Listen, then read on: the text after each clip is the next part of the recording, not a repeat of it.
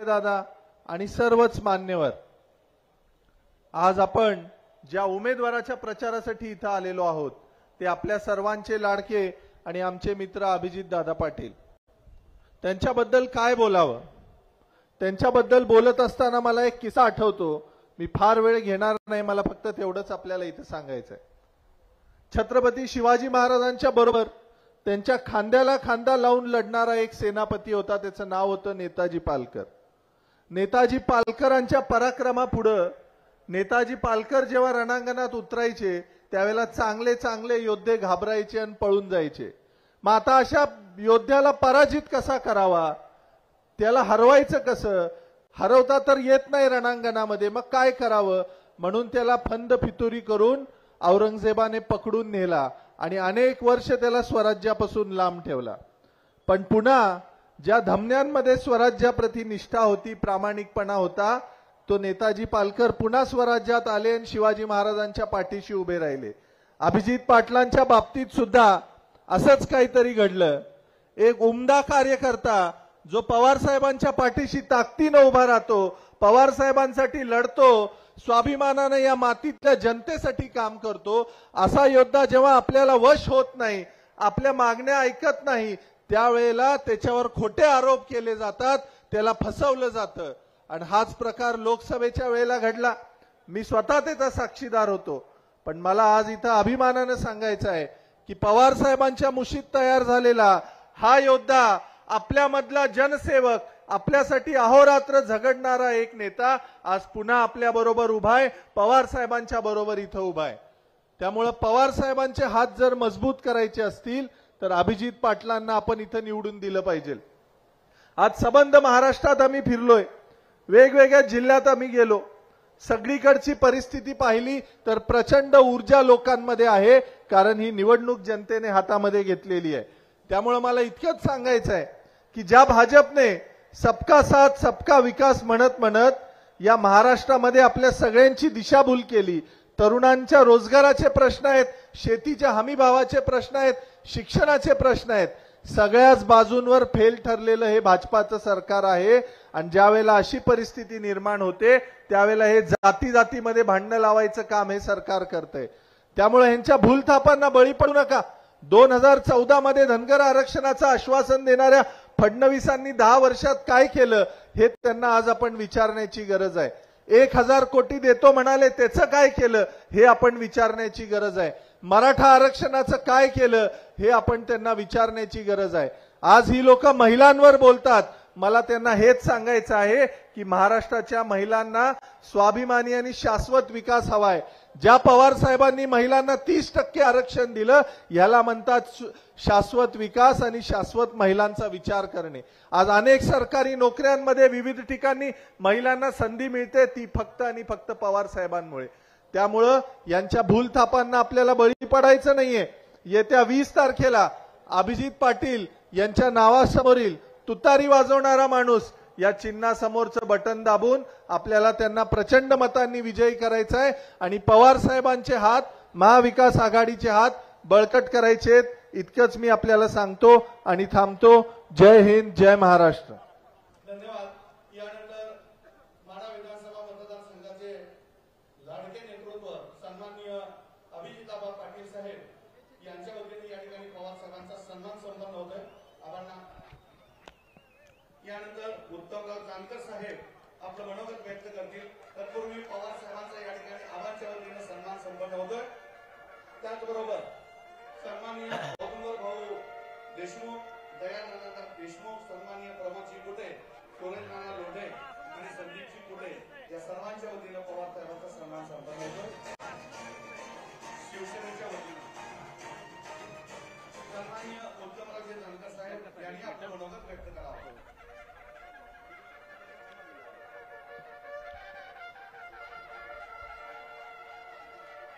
टेंभुर्णी येथे आयोजित केलेल्या ही विराट सभा अभिजित आबा राजू खरे अनिल सावंत आणि उत्तमराव जानकर या चारही उमेदवारांची मिळून ही सभा आहे आणि या सभेला संबोधित करणार आहेत आपले आदरणीय नेते शरदचंद्रजी पवार साहेब, आपल्या जिल्ह्याचे नेते आदरणीय विजयदादा, खासदार धैर्यशील भैया आणि मंचावरील सर्व मान्यवर आणि पुढे बसलेल्या माझ्या वडीलधारी मंडळी आणि तरुण मित्रांनो. आता आमची 14 गावं तुमच्याकडे येतात आणि या चारही मतदारसंघाची ही सभा आहे, पण विशेष करून ही माढा विधानसभेची ही सभा आहे आणि या सभेच्या निमित्तानं फार काय मी तुम्हाला सांगत नाही. एक चळवळीमधून एक उमदं नेतृत्व, एक गरीब कुटुंबामधून संघर्षामधून तयार झालेला अभिजित आबांचं हे नेतृत्व आहे आणि अशा नेतृत्वाला आमच्या बरोबर पाठवा. म्हणजे तिथं सुद्धा लढणारी माणसं आहेत. आमच्या बरोबर अभिजित आबांना पाठवलं तर निश्चितपणानं एक लढणारा, एक तुमच्यासाठी तळमळीनं भांडणारा माणूस त्या ठिकाणी निवडून जाणार आहे. आणि दुसरं या मतदारसंघातलं तुम्हाला काय सांगावं अशी परिस्थिती नाही. 30 वर्ष बबनदादा काम करत होते, त्याविषयी आपली काही तक्रार नव्हती. पण गेली 22 वर्षापूर्वी यांनी साखर कारखाना चडचण या ठिकाणी काढला आणि त्यावेळेपासून तुझं काय लगीन होत नाही, पुढं बघू पुढं बघू पुढं बघू म्हणून 22 वर्ष गेली आणि आता बबनदादाचं वय झाल्यामुळं ही मुकी पोरं आपल्या समोर उभा केलेले आहेत आणि मग आपल्यासाठी भांडणाऱ्या, झगडणाऱ्या, विकासासाठी राबणाऱ्या माणसाला मत द्यायचं का या मुक्या पोरांना निवडून आणायचं, एवढाच विचार करा. या ठिकाणी तुम्हाला सांगतो आणि या ठिकाणी थांबतो. धन्यवाद. धन्यवाद साहेब. यानंतर माढा विधानसभा मतदारसंघाचे उमेदवार सन्माननीय अभिजितदादा पाटील साहेब यांनी आपले मत व्यक्त करावं. रामकृष्ण हरी. वाजवा तुतारी, तुतारी.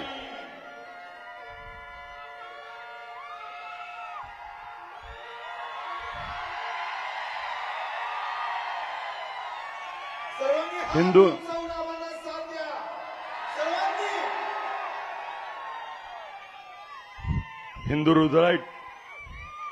हिंदू हृदय सम्राट बाळासाहेब ठाकरे साहेबांची आज पुण्यतिथी आहे. त्यांना नम्र अभिवादन करतो. सर्व थोर महापुरुषांना अभिवादन करतो.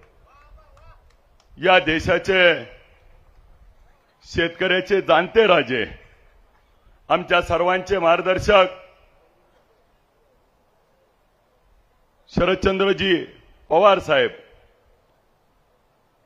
या राज्याचं लाडकं नेतृत्व, या जिल्ह्याचं भूषण, आमच्या सगळ्याचे लाडके दादा, मोठे दादा,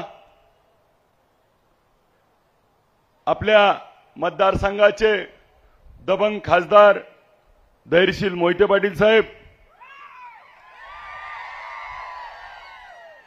ज्यांनी आता आपल्याला मार्गदर्शन केलं, ते भूषणसिंह राजे होळकर, या मंचावर उपस्थित असलेले माळशिरसचे उमेदवार उत्तमजी जानकर साहेब, मोहोळचे उमेदवार राजूजी खरे साहेब, संजयजी बाबा कोकाटे, साईनाथ भाऊ अभंगराव, भारतनाना पाटील, उमेशदादा पाटील, रवीजी पाटील, नितीन बापू कापसे, बाळासाहेबजी पाटील, संदीपजी साठे, संजय काका पाटील, शिवसेनेचे देशमुख काका, राजाभाऊजी चौरे, ज्योतिताई कुलकर्णी, लक्ष्मणजी ढोबळे सर, शंभूजी साठे, भगवा वादळ ग्रुप, रावसाहेब नाना देशमुख, ऋषिकेशजी बोबडे, भाऊसाहेब माडिक देशमुख, या धनंजयजी डिकोळे, मधुकरांना देशमुख, शेखरजी माने साहेब, नागेशजी फाटे साहेब, संभाजी ब्रिगेडचे सचिनजी जाधव जगताप, आप्पासाहेब लोंढे, सुवर्णाताई शिवपूजे, प्रमोदनीताई लांडगे, विनंतीताई कुलकर्णी, रत्नप्रभा जगदाळे ताई, ऋतुजाताई सुर्वे, साधनाताई राऊत, अनिताताई पवार, विजयजी भगत सर, अनंतप्पा कानडे, रामकाका मस्के, पोपट तात्या अनपट, बाबू तात्या सुर्वे, प्रशांतजी पाटील, विलास बाप्पा देशमुख, शिवाजीभाऊ पाटील, सचिनजी पाटील, सुधीरजी भोसले, कार्याध्यक्ष हिंदरावजी आरे, कैलासजी सातपुते, डॉक्टर राहुलजी पाटील, सुरेशजी लोंढे, पांडुरंगजी देशमुख, सागरजी पडगळ, अयुबजी पटेल, विजयजी पवार, सुधीरजी महाडिक, धनंजयजी साठे सर, आपल्या विठ्ठल कारखान्याच्या व्हाईस चेअरमन प्रेमलताताई रोंगे मॅडम, अरुणजी तोडकर, आबासाहेब साठे, दिनेशजी जगदाळे, रणजितजी बागल, अजितजी बोरकर, किरणजी साठे, संतोषजी देशमुख, सुधीरदादा पाटील व सर्वच आमचे हनुमंतजी मोरे, सर्व उपस्थित वडीलधारी ज्येष्ठ तरुण सहकारी, आज ज्यांनी आपल्याला पाठिंबा दिला त्या बहुजन रयत परिषदेच्या कोमलताई साळुंके ढोबळेताई व उपस्थित असलेले सर्व विचार मंचावरील वडीलधारी ज्येष्ठ तरुण सहकारी, मार्गदर्शक, समोर बसलेली माझी मायबाप जनता आणि पत्रकार बंधू, या देशामध्ये पुन्हा एकदा महाविकास आघाडीचं सरकार आणण्यासाठी देशाचे नेते शरदचंद्र पवार साहेब, या राज्याचे माजी उपमुख्यमंत्री उद्धवजी बाळासाहेब ठाकरे साहेब आणि या देशाचे नेते राहुलजी गांधी साहेब, काँग्रेस, राष्ट्रवादी काँग्रेस पवार साहेब, शिवसेना उद्धव बाळासाहेब ठाकरे व मित्र पक्ष सर्व आघाड्या, Aam Aadmi Party, Sambhaji Brigade, RPI Gavai गट व मित्र पक्ष, या सर्वांचं उद्या महाविकास आघाडीचं सरकार महाराष्ट्रामध्ये येणार आहे आणि त्याच्यासाठी आपल्याला माढा विधानसभा मतदारसंघात देखील पवार साहेबांच्या विचाराचा आमदार आपल्याला निवडून द्यायचा आहे. म्हणून एवढी भव्य आणि दव्य पवार साहेबांवर प्रेम करणारी लोक आलेत. आजच्या सभेला लाक्षणिक माझ्या मायमाऊलींची उपस्थिती खूप मोठ्या प्रमाणात आहे. साहेब, या माढा मतदारसंघामध्ये गेले 30 वर्ष आम्हाला इथल्या लोकप्रतिनिधींनी एकही engineering college, medical college, agriculture college, कोणत्याही पद्धतीनं शैक्षणिक संकुल कोणतंही दिलं नाही. ह्यांची मुलं मात्र अकलूजच्या ग्रीन फिंगर मध्ये उमेदवारी शिकला, ह्यांची मुलं मात्र फॉरेनला चालली आणि इथली मात्र बोळे बाबडी गोरगरिबाची पोरांना शिकायसाठी एकही त्या ठिकाणी संकुल उभा केलं नाही. या तालुक्यामध्ये आरोग्याची कोणतीही सेवा उपलब्ध नाही. आरोग्याची सेवा नसल्यामुळं इथं कितीतर जणांचे प्राण त्या ठिकाणी जातात. ह्या लोकांना बाहेरच्या तालुक्यात, बाहेरच्या ठिकाणी जाऊन उपचार घ्यावा लागतो. आजची परिस्थिती साहेब, या माढा मतदारसंघामध्ये कुठेही एमआयडीसीच्या बाबतीमध्ये मोडलीम असेल, मेंढापूर असेल, माढ्याजवळ असेल, याच्यात देखील कधीही 30 वर्षात काम करता आलं नाही. ही एमआयडीसी विनायक बापूंच्या काळात पवार साहेबांच्या मार्गदर्शनाखाली पवार साहेबांना दिलेली ही टेंभुर्णी एमआयडीसी आहे. याच्यामध्ये देखील श्रेय घेण्याचं काम केलं जातं. एका बाजूला साहेब व्यापाऱ्यांसाठी कोणती उलाढाल होणारं मोठं शहर म्हणून टेंभुर्णी, मोडलीमला, करकमला ओळखलं जातं.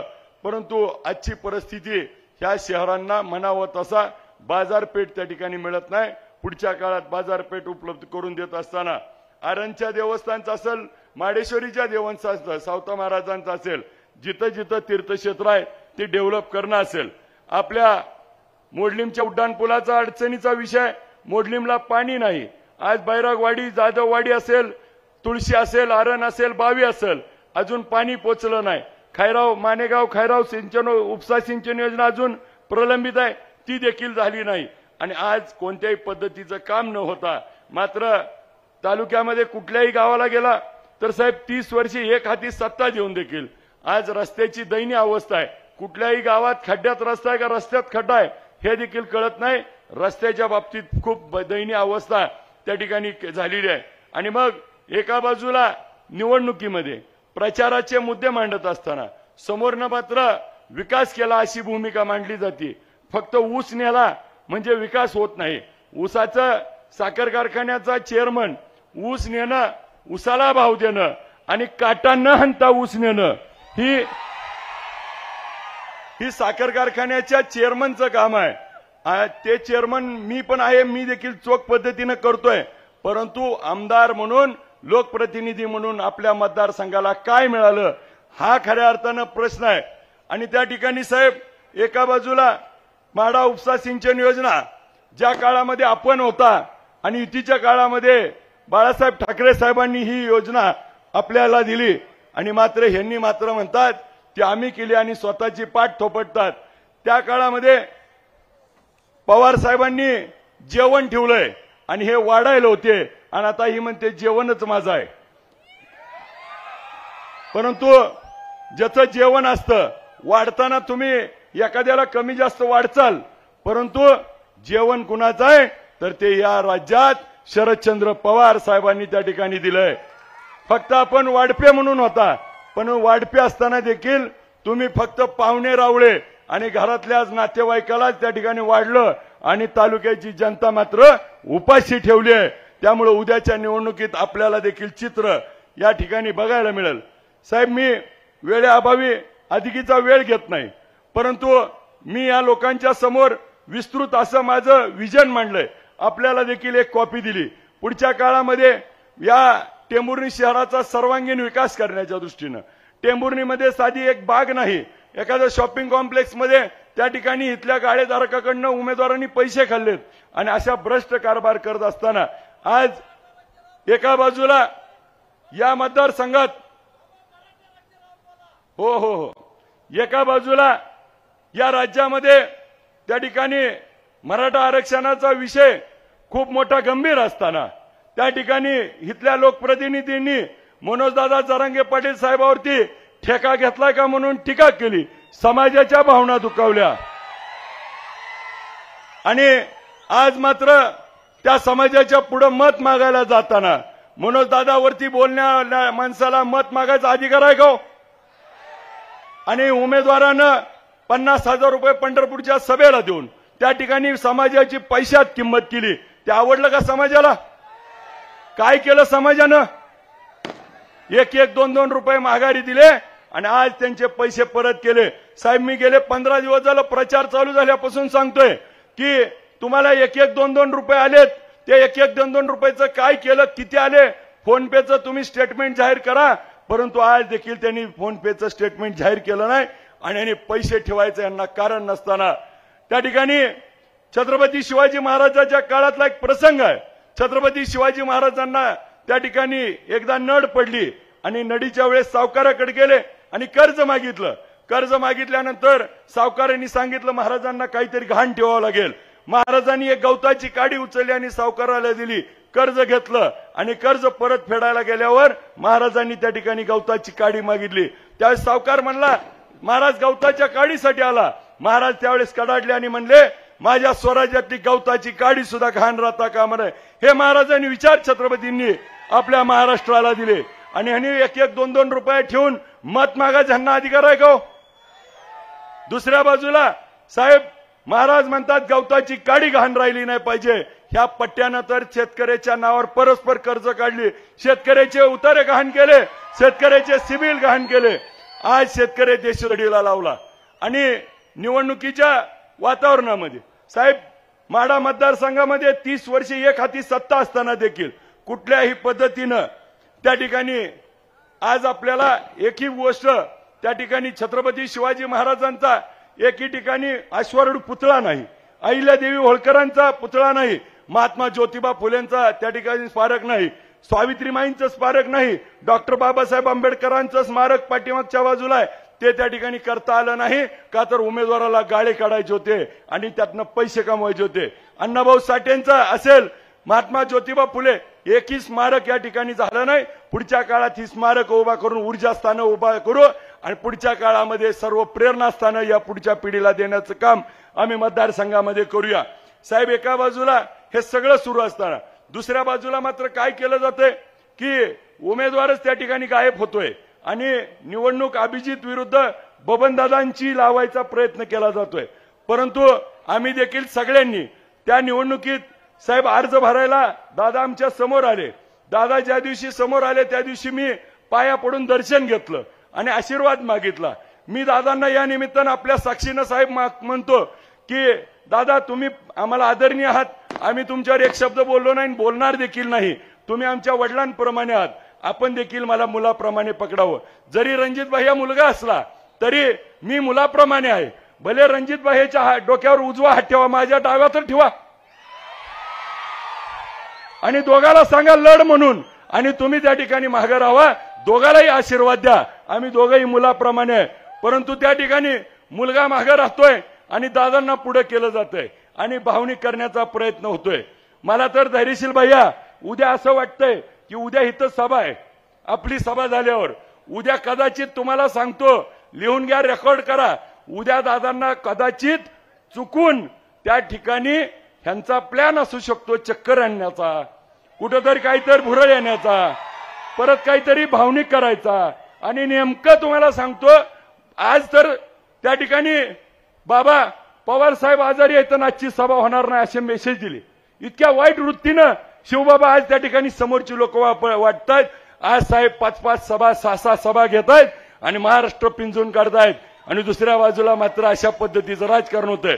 उद्या नक्की तुम्हाला सांगतो वेगळा डाव साधणार आहे ती, त्यामुळे आधीच डाव ओळखून ठेवा नेमकं काय होणार आहे. साहेब मला या निमित्तानं एवढंच तुलना करून दाखवायची आहे की रणजित भाईया विरुद्ध माझी उमेदवारी आहे, आपण दिलेली उमेदवारी समोरासमोर बोललं पाहिजे. समोरची बाबतीत त्या ठिकाणी मला विठ्ठल कारखान्याच्या सभासदांनी निवडून दिलं, मला सहकारी साखर कारखाना बंद पडला होता तो चालू करण्याची संधी दिली, मी बंद पडलेला कारखाना चालू केला, 7 लाखच 11 लाख गाळप केलं आणि गेल्या भाव होता 2100-2200 त्याचा 2500 2825 3000 आता तर 3500 रुपयेपर्यंत भाव नेला. एका बाजूला साहेब त्यांना देखील दादांच्या कृपेनं जिल्हा दूध संघाचं चेअरमन केलं.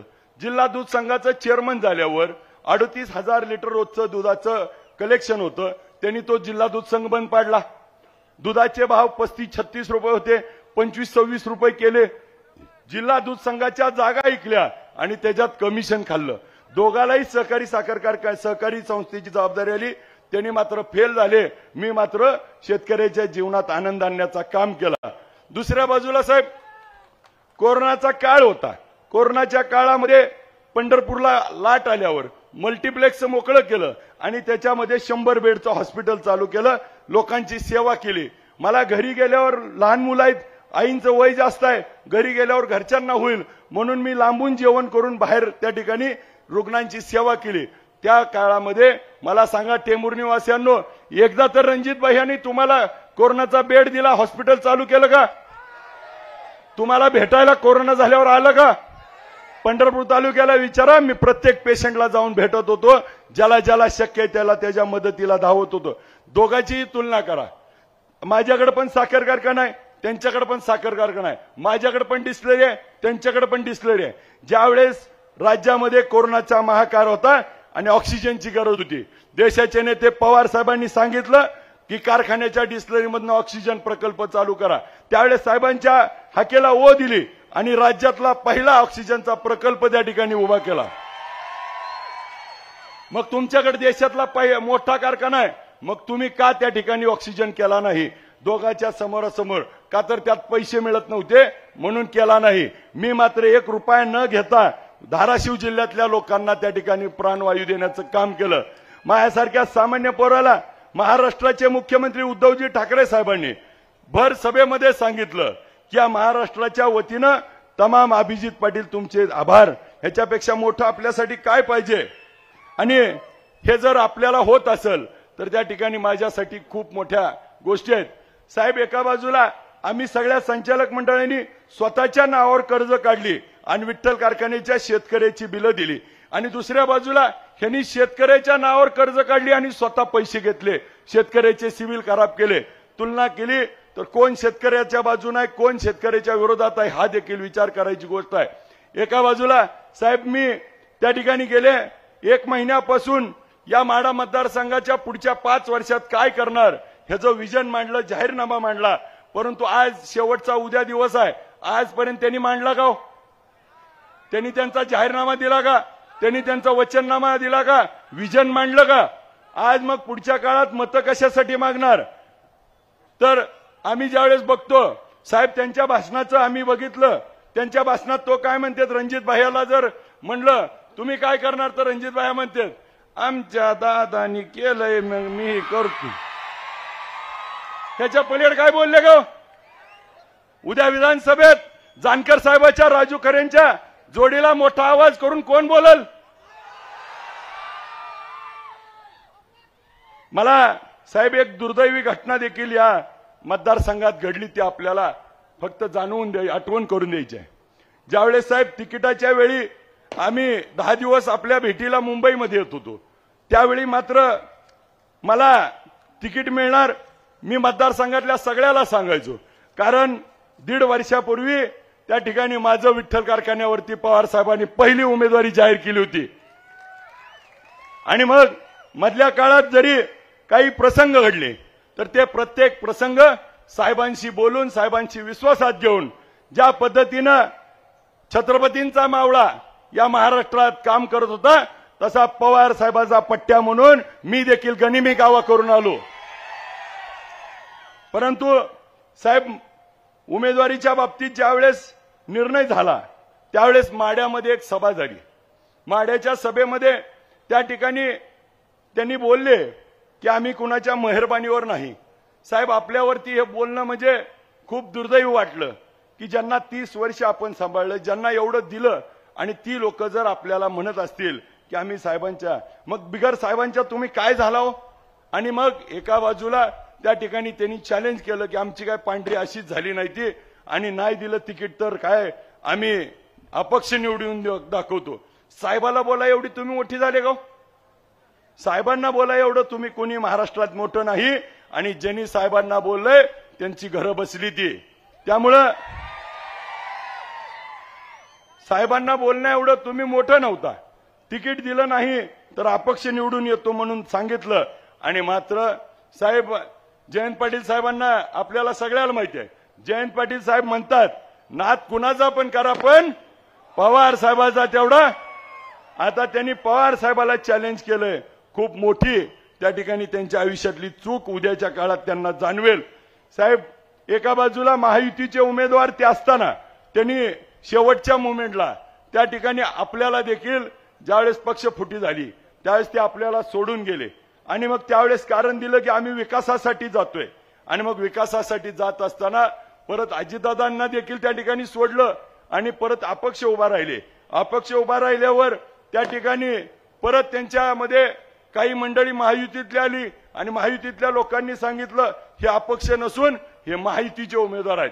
एका बाजूला मराठा समाज असेल, मुस्लिम समाज असेल, धनगर समाज असेल, प्रत्येक समाज हा त्या ठिकाणी भाजपाच्या विरोधात गेलाय आणि भाजपाला मत टाकलं जात नाही म्हणून त्या ठिकाणी भाजपाच्या विरोधात आहे म्हणून अपक्ष उभा राहायला गेले. आणि आता मात्र ते भाजपचेच उमेदवार आहेत. त्यामुळे भाजपच्या उमेदवारांना मत टाकायचंय का?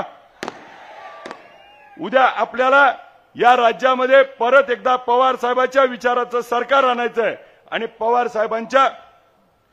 साहेबांच्या विचाराचं सरकार आणायचंय. म्हणून महाराष्ट्रामध्ये पवार साहेबाची सत्ता येणार आहे. पवार साहेबाचं महाविकास आघाडीचं सरकार येणार आहे. ह्या महाविकास आघाडीचं सरकार आल्यावर या ठिकाणी माडा उपसा सिंचन योजना असेल, राज्यातले सगळे प्रकल्प असतील, सगळ्या प्रकल्पाला माडाच्या सर्वांगीण विकासाला पवार साहेबांकडनं धैर्यशील मोहिते पाटील साहेबांच्या त्या ठिकाणी आम्ही पाठपुरावा करून उद्या निधी आणू. उद्याचं मतदान हे शरदचंद्र पवार साहेबांना आहे. उद्याचं मतदान विजयसिंह मोहिते पाटलांना आहे. उद्याचं मतदान हे पवार साहेबांचे हात बळकट करण्यासाठी, मोठ्या दादांचे हात बळकट करण्यासाठी आणि या परिवर्तनाच्या लढाईमध्ये त्या ठिकाणी माझ्यासारख्या सामान्य पोराला, एका आमदाराच्या मुलाला निवडून द्यायचंय का शेतकऱ्याच्या पोराला निवडून द्यायची ही निवडणूक आहे. आणि मला खात्री आहे की सगळी माडा मतदारसंघातली जनता ही पवार साहेबांवरती प्रेम करणारी जनता आहे. आणि उद्याच्या 20 तारखेला 2 नंबरच्या बटनाच्या समोरचं तुतारी वाजवणाऱ्या माणसाचं बटन दाबून प्रचंड मताने विजयी कराल ही नम्र विनंती करतो. मला काम करण्याची संधी द्यावी ही विनंती करून थांबतो. जय हिंद, जय महाराष्ट्र.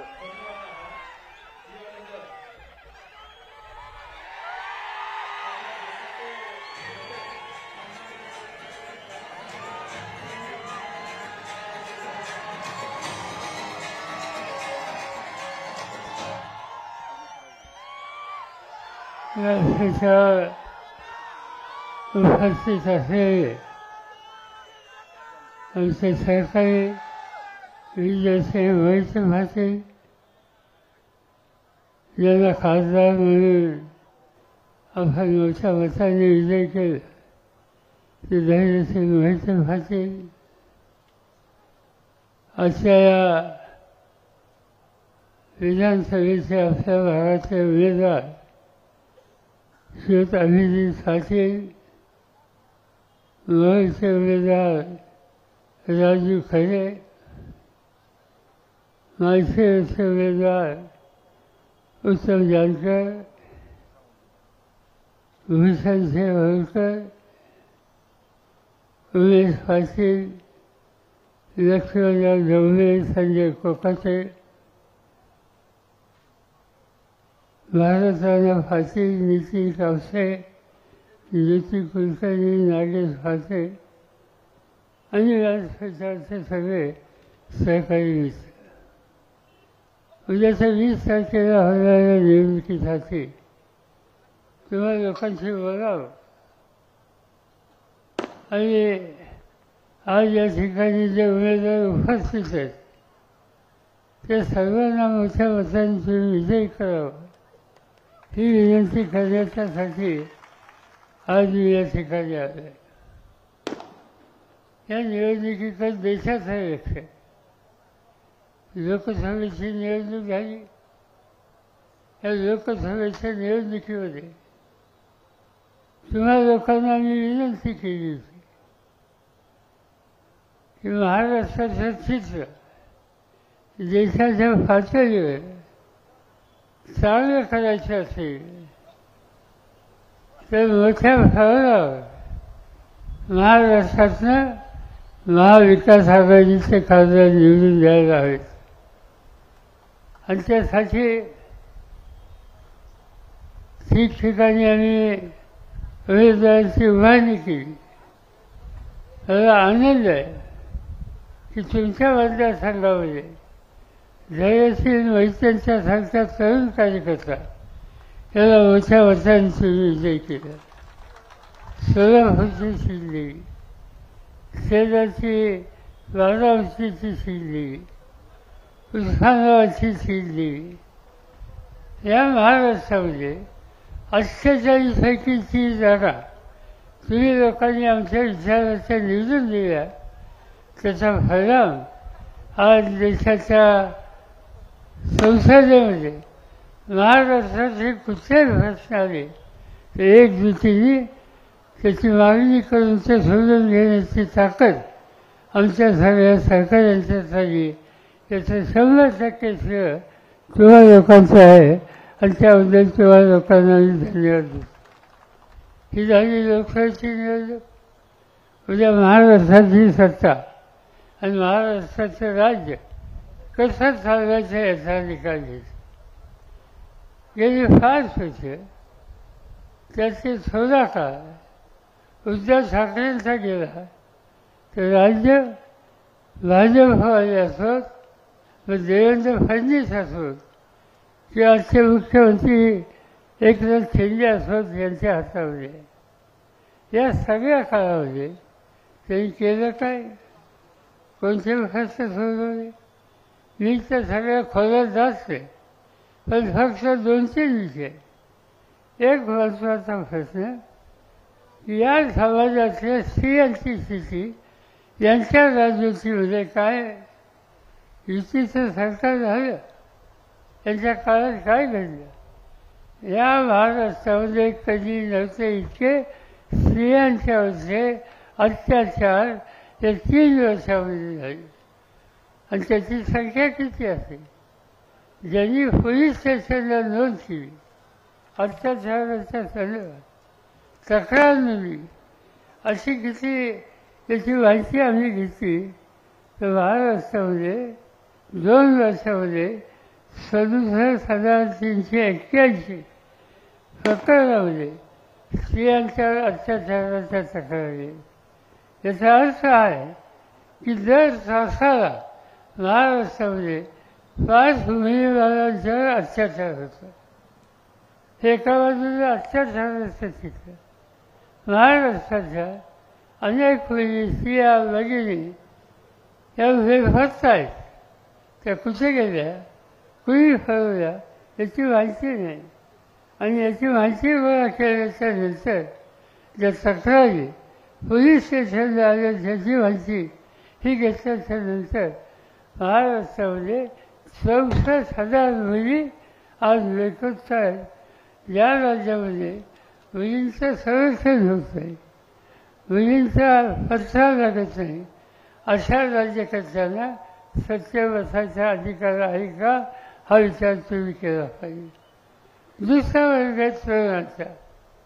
महाराष्ट्रामध्ये तुम्ही लोकांनी कारखानदारी काढली, सरकारी संस्था उभ्या केल्या, शिक्षणाच्या संस्था उभ्या केल्या, कॉलेजेस काढली, हजारो मुलं शिकली, पदवीला झाली, पण त्याच्या हाताला काम कुठं मिळतंय, नोकरीच्यासाठी वनवर हिंडतंय, जाईल तिथे अर्ज देतात. हजारो मुलं आज नोकरीच्यासाठी हिंडत आहेत. महाराष्ट्रामध्ये जी सरकारी आकडी दिली आहे त्या आकडेवारीनुसार 62 लाख मुलं आज नोकरीपासून बाहेर आहेत, नोकरीसाठी अर्ज करतात. आज तरुण पिढीची ही अवस्था आहे. आणि तिसरा वर्ग जो आहे तो शेतकऱ्यांचा. काय अवस्था आहे शेतकऱ्यांची महाराष्ट्रामध्ये न सांगण्यासारखी बाब आहे. आज महाराष्ट्रामध्ये शेतकऱ्यांची आत्महत्या हा अतिशय गंभीर विषय झाला. गेल्या काही वर्षामध्ये शेतकऱ्यांनी आत्महत्या केल्या, याचे आकडे गोळा केल्याच्या नंतर काही हजार आकडे मिळतात. आम्ही चौकशी केली की आत्महत्या का होत. यवतमाळ जिल्ह्यामध्ये एका शेतकऱ्याने आत्महत्या केली. मला माहिती समजली. मी स्वतः त्याच्या घरी गेलो, विचारलं, चौकशी केली, आत्महत्या का केली. तो करता माणूस गेला. त्याची बायको बिचारी होती, एक मुलगा होता, एक मुलगी होती. बायकोला विचारलं, तिला रडणं आवडेना, तिच्या डोळ्याचं अश्रू थांबलेलं. मी तिची समजूत काढली आणि तिला विचारले की तुझ्या मालकाने आत्महत्या का केली, कारण काय ती सांग. तिने एवढं सांगितलं, सोयाबीनचं कपाशीचं होती, पीक घेतलं होतं, त्या पिकाच्यासाठी सोसायटीचं कर्ज काढलं होतं, पीक सोन्यासारखं आलं, अतिवृष्टी झाली, सगळं पीक गेलं, पण सोसायटीचे पैसे हे काही गेले नाहीत, ते दुसऱ्यावर तसेच राहिले. दुसऱ्या वर्षी त्यांनी सावकाराकडे पैसे घेतले आणि पुन्हा ही पिकं घेतली. कपाशीवर लाल्या नावाचा रोग पडला आणि सोन्यासारखी आलेली कपाशी ही उद्ध्वस्त झाली. पण ती सावकाराचे पैसे हे काही उद्ध्वस्त झाले नाही. आणि त्याचा परिणाम थोड्या दिवसांनी वसुलीच्यासाठी बँकेचा सगळा, वसुलीच्यासाठी सावकाराचा सगळा. सावकाराने एक दिवशी येऊन घराची भांडी कुंडी काढली. तो ग्रस्त, तो मालक, तो रडायला लागला, तो सांगायला लागला, माझ्या आवडीचा पंचनामा झाला, मला जगायचा अधिकार नाही.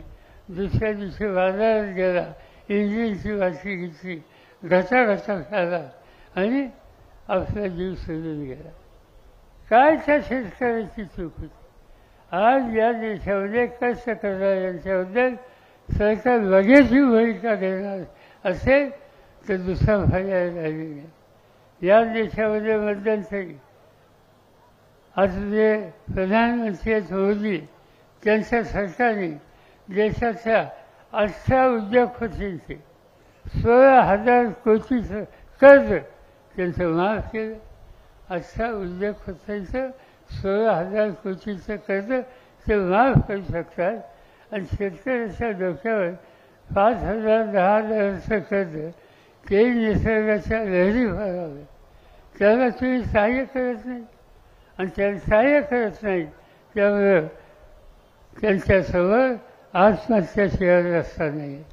आणि निकाल हा घ्यायचा आपल्याला की आत्महत्या करण्याच्या परिस्थितीला लगेचची भूमिका घेणारे त्यांच्या हातात सत्ता द्यायची. त्या शेतकऱ्याचं दुखणं दूर करत नाहीत, त्यांच्या हातात सत्ता द्यायची आणि तो निकाल मला घ्यावा लागेल आणि तो विश्वास दुसरा काही असू शकत नाही. उद्याच्या 20 तारखेला वचनाला जात त्यावेळेला वचन दाबायचं. कोणतं वचन दाबायचं? तुतारी भोगणारा शेतकरी ते वचन दाबा आणि तुमची सत्ता आणण्याच्यासाठी पहिलं पाऊल या ठिकाणी टाका. आज मी माझ्याला आलोय, इथे अनेकदा आलो. मग ती गमतीची स्थिती यायचं. एक काळ असा होता की माझ्याच्या लोकांना विशेषतः नेत्यांना सगळ्या प्रकारची मदत करणं हे माझं कर्तव्य समजून मी मदत करत असे. मला आठवतं आहे मी केंद्र सरकारमध्ये मंत्री होतो. तुम्ही लोकांनी मला खासदार म्हणून निवडून दिलं. खासदाराला स्थानिक विकासासाठी सहाय्य करता येतं. 5 कोटीची रक्कम अशी. मी तुम्हाला जाहीरपणाने सांगतो त्या रकमेचा विचार मी कधीही केला नाही. माझ्याला आल्याच्या नंतर बबनदादांना बोलवायचं आणि सांगायचं की इतक्या कोटीची रक्कम केंद्राने आमच्याकडे दिली, त्याचा विनियोग कसा करायचा याचा निकाल तुम्ही घ्या. मी कधीही निकाल घेतला नाही. यांना अधिकार दिले आणि त्यांनी लोकांच्या हितासाठी त्या रकमेची वापर खर्च करावा अशा प्रकारची त्यांच्याकडे अपेक्षा केली. प्रश्न तो नाही, प्रश्न विश्वासाचा आहे. इथं विश्वास ठेवू शकतो असा माझा समज होता. पण मी हल्ली बघतो आमच्या हाताची सत्ता गेली त्यानंतरचं चित्र बघतो. आमच्या पक्षामध्ये फाटाफुटी झाली त्यावेळेला खरा कोण, साथीदार कोण, जीवाभावाचा कोण याची परीक्षा अफाव घेतली गेली. आणि काय दिसतं मला, सगळं महाराष्ट्रामध्ये हजारो लोक आज या ठिकाणी पंढरपूर मतदारसंघाचं जे उमेदवार म्हणून आपल्या सगळ्यांच्या समोर आहे ते फाटाफुटीच्या काळात पहिल्यांदा माझ्याकडे आले आणि त्यांनी सांगितलं कोणी कुठेही फुटून जावं पण मी साथ देणार नाही. किती संकट आली तर माझी साथ तुमच्यावर आहे. मला असं वाटतं पंढरपूरने असं केलं, माझाही असाच केलं. पण माझ्याच्या घरी कुठे गेला हे फसता झालं. चौकशी केली, विचारलं काही लोकांना, जवळच्या काही मित्रांना विचारलं आणि झालं काय म्हणजे आमचा घरी गेला कुठं नाही म्हणजे तुझी अडचण आहे. म्हणजे कशी अडचण? ईव्हीची अडचण आहे. आता ही ईव्हीची अडचण, ईव्हीच्या अडचणीने पळून जायचं. मी तुम्हाला सांगतो एक दिवशी मला ईडीची नोटीस आली. मला नोटीस आली कशासाठी? तर राज्य सरकारी बँकेचं पैसे काढले म्हणून. वस्तुस्थिती काय होती? मी राज्य सरकारी बँकेचा सभासद नव्हतो. मी राज्य सरकारी बँकेचा कर्जदार नव्हतो. मी राज्य सरकारी बँकेतून एक नव्या पैशाचं कर्ज कधीही घेतलेलं नव्हतं. असा सण नोटीस आली.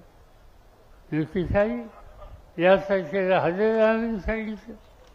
मी गेलो मुंबईला आणि ठरवलं की 11 वाजता ईडीच्या ऑफिसमध्ये जायचं. त्याच्या जवळ जाऊन थांबलं आणि मी निघणार तेवढ्याच ईडीचे अधिकारी आणि मुंबईचे पोलीस कमिशनर परत माझ्या ऑफिसात आले. मला हात जोडले आणि सांगितलं की साहेब ईडीच्या ऑफिसमध्ये जाऊ नका. आणि म्हणजे मी काय म्हणतोय त्यांनी मला नोटीस दिली म्हणून मी यायचं म्हणतो. नाही म्हणजे आमची चूक झाली, म्हणजे चूक झाली, मी येणार त्यावेळी हात जोडतो पण तुम्ही येऊ नका. आणि नोटीस आल्याच्या नंतर मला ईडीचे अधिकारी हात जोडत आहेत आणि इथं आमच्या घरी ईडीची नोटीस आल्यानंतर कुठं गायब झाला त्याचा फटका सुद्धा लागला. याचा अर्थ एकच आहे, संकट आल्याच्या नंतर सत्यावर आधारित संकट असलं ते तोंड देण्याची हिंमत त्यांच्यामध्ये नाही. ज्याचे हात स्वच्छ आहेत त्याला कुणाच्या बापाची भीती नाही, आमची भीती नव्हती. आमचा हात डाकूचा भरकत केला होता. कुणी आमच्यावर त्यांची तक्रार केली नाही.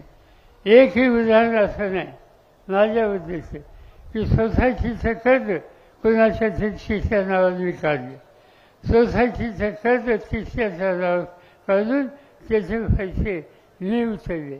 आणि मग असं जे करतात त्यांना भीती वाटत असते. काही दिवसांनी ही मंडळी पुन्हा एकदा माझ्याकडे यायला लागली. म्हणजे काय झालं नाही, म्हणजे चुकलं. मी असं म्हणलं अनेक वर्ष आपल्या सरकारने चुकलं असेल तर आपण चुका होतात घेऊ, संधी देऊ आणि त्याकडं जे जे काही करता येईल ते करण्याच्यासाठी मदत करू. आणि त्याचं कारण एकच होतं, बबनदादाचं नाव माझ्याकडे असेल, पण त्याहीपेक्षा मी लोकसभेच्या निवडणुकीला उभं राहिल्यानंतर महाराष्ट्र तालुक्याच्या जनतेने जी भरून भरून मतदान दिली आणि एक प्रकारचं विक्रमी मतदान तुम्ही लोकांनी केलं ह्याचा विसर मला कधी पडणार नाही. आणि त्या भावनेनं या ठिकाणी या कामावर मी लक्ष घातलं. आज हे आमचे म्हणजे कुठे गेली काय केली माहिती नाही.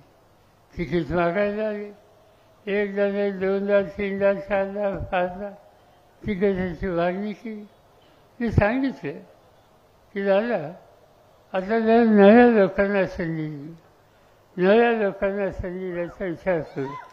आणि तो विचार केल्याच्या नंतर त्यांच्या डोक्यात नवा म्हणलं ते एकच होता आणि तो म्हणजे त्यांचा योग. दुसरं काही कोणत्याही दिसत नव्हतं. त्याच्याशिवाय नाही. पुन्हा पुन्हा आग्रह करत होते, हात जोडत होते, काही करून मला संधी द्या. मी एवढंच सांगितलं, उद्या संकट आलं, ईडीची नुची झाली, CBIची नुची झाली, तर तुम्ही हात तिथे राहणार का पुन्हा फरून जाणार माहिती नसतं. ते काही बोलले नाही, तुम्ही गेले का काही नाही.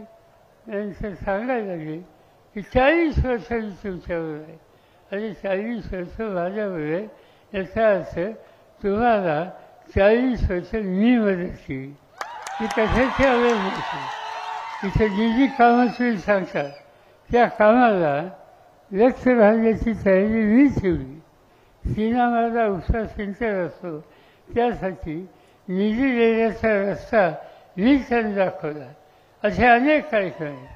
त्यांच्या साखर कारखान्याला विठ्ठल सरकारीला, विठ्ठलराव शिंदे सरकारीला जी काही मदत करता येईल प्रसंगी त्यावेळेला मदतीचा हात नेहमी पुढे त्यांच्याकडे गेला. जे जे फसलं सांगतील त्या फसल्याला साधली. आणि अपेक्षा अशी होती की हे कुटुंब संकटाच्या काळातसुद्धा बरोबर राहील. पण बघितलं प्रसंगाला एक कर्माला फळाला दुसरा मारल्याला फळ. म्हणजे आमची गमतीच आहे. काय कशाचं समजत नाही. थोडी दिवस परिस्थिती कमी झाली तर हे फटके कुठं गायब होतात हे पत्ता लागत नाही. आणि म्हणून निकाल घ्यायची वेळ आली की कितीही संकट आले तरी मजबूती राहणार आहे. आता तुमच्या लोकसभा मतदारसंघाचे उमेदवार या ठिकाणी उभे आहेत, त्यांच्या हातीची सत्ता द्यायची का आणखी कोणाचा विचार करायचा. आणि हे करत असताना आम्ही विचार करतो तो सगळं जिल्ह्याचा करतो. हा जिल्ह्याचा विचार करत असताना महाराष्ट्र तालुक्यामध्ये उत्तमांचा विचार केला. आज विजयदादा असोत, धैर्यशीलदादा असोत, या सगळ्यांनी आपल्या खांद्यावर जबाबदारी घेतली. आणि मला माहिती आहे की एकदा त्यांनी शब्द दिल्याच्या नंतर मोठ्या मताने उत्तमदानाच्या ठिकाणी निवडून देता येईल. प्रश्न आला मोहरचा काय करायचं. मोहरमध्ये आमच्या मनात होतं काही. आम्ही आत्तापर्यंत तिथल्या काही नेत्यांना मदत केली, प्रोत्साहित केलं. पण काहीतरी वेगळा विचार त्यांच्याही डोसक्यात केला. तेही काहीतरी वेगळं करायला लागले. कारण नसताना तालुक्यामध्ये लोकांच्यामध्ये या नशा प्रश्नाने मतदानाचे उद्योग केले. तालुक्याचं ऑफिस कुठं होतं मला निकाल घेतला की अनगरला हलवायचे. कशासाठी? काय नाही, मनात संशय आले. आणि ऑफिस हलवायचे, स्वच्छतेचं केंद्र हलवायचे आणि तालुक्याच्या लोकांनी पुन्हा पुन्हा हेलफाटे घालायचे. ही भूमिका लोकांना पटली नाही. तालुक्याच्या जनतेने उठाव केला, पण उठाव केला तरी लोकांचं म्हणणं काय याची नोंद घेऊन दुरुस्ती करण्याची तयारी लोकप्रतिनिधी करायची असते, पण त्याच्याकडे धुडकून सुद्धा बघायचं नाही. हा निकाल त्यांनी घेतला आणि त्यामुळे आज तालुक्याच्या जनतेला एक स्थानिक प्रतिनिधी पाहिजे आणि त्यासाठी आम्ही राजू खरेंची निवड या ठिकाणी केली. आणि एक वक्तव्य साधा सुद्धा आहे कसा एकदम वक्तव्य वक्तव्याची निवड या ठिकाणी केली. मग आम्ही मोठ्या मताने त्यांना विजयी करावं. मी तुम्हाला खात्री देतो की या ठिकाणचे आमचे सगळे उमेदवार तुमच्या मताच्या पाठीमाने नक्की यशस्वी होतील आणि तुमच्या हिताची दखल करतील. त्याबरोबर मी एवढंच सांगू इच्छितो की एक गोष्ट मला सांगायची. महाराष्ट्रामध्ये माझे काही अनुभव आहेत. मी महाराष्ट्रामध्ये आत्तापर्यंत 7 वेळेला विधानसभेच्या निवडणुका लढवल्या. 7 वेळेला लोकसभेच्या राज्यसभेच्या निवडणुका लढवल्या. मला अनेक वर्षाचा अनुभव आहे. मी हे बघितलं की कधी कधी काही लोक निवडून आले असल्यामुळे आणि नंतर सोडून जातात. एक उदाहरण सांगतो. 1980 सालाचं आणि 80 सालची निवडणूक झाली. या निवडणुकीमध्ये माझ्या सगळ्यांनी आणि पक्षाच्या वतीनं एकंदर 58 लोक निवडून आले. मी 58चा प्रतिनिधी झालो, विरोधी पक्ष नेता झालो. एक दिवशी मी परदेशात गेलो 10 दिवसाच्यासाठी आणि परत आलो. मुख्यमंत्री अंतुरे साहेब होते. त्यांनी काहीतरी चमत्कार केला आणि त्या 58पैकी 51 लोक 52 लोक ते पक्ष घेऊन गेले तिकडच्या पक्षामध्ये आणि मी एकदम 6 लोकांचा नेता राहिलो. मग ते अडचणीची अवस्था. नेतेपद गेलं, विरोधी पक्ष नेतेपद गेलं. आता काय करणार अशी चर्चा होती. काही केलं नाही. दुसऱ्या दिवशी बाहेर पडलं परदेशात जाऊन महाराष्ट्राचा कानाकोपरा त्या ठिकाणी गेलो. त्या 3 वर्ष अहोरात्र प्रयत्न केले आणि निवडणुकीला जे मला सोडून गेले त्यांच्या विरुद्ध नव्या पिढीचे उमेदवार उभे केले. आणि मला अभिमान असतो की भागातल्या जनतेचा त्या 58 लोकांच्या पैकी जे 52 लोक सोडून गेले ते 52च्या 52 निवडणुकीत पडले. आणि हा माझा स्वतःचा अनुभव आहे. आणि असा हा अनुभव घेतल्याच्या नंतर आज महाराष्ट्र तालुक्यामध्ये इतक्या दिवस ज्यांनी साथ दिली म्हणतात त्यांचं काय करायचं? त्यांचं काय करायचं?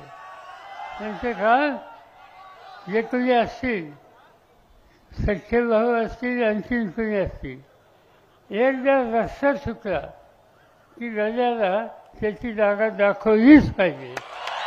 त्याची जागा दाखवायची असेल तर उद्याच्या निवडणुकीमध्ये साधं सुद्धा फाडायचं नाही, जोरात फाडायचं. पुन्हा संदेश महाराष्ट्रात गेला पाहिजे की महाराष्ट्रात संदेश गेलाच पाहिजे. सगळ्याचा नाश करायचा आवाज पंढरपूरमधनं अनिल सावंत होते. अनिल सावंतांचं नाव घ्यायला मी विसरून गेलो. त्यांनाही मोठ्या मतांची विजय करा ही विनंती या ठिकाणी करतो.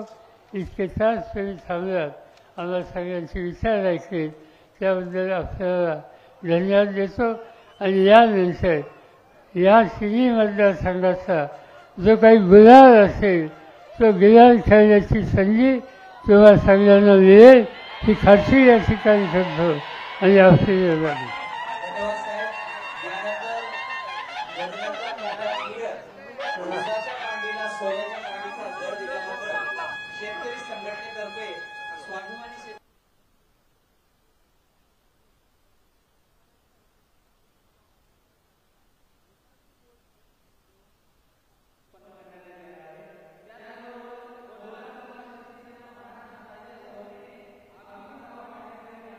बेधडक आणि रोखठोक बातम्या पाहण्यासाठी करकम सुपरफास्ट न्यूज चॅनलला सबस्क्राईब करा व बेल आयकॉनवरती क्लिक करून नोटिफिकेशन ऑन करा.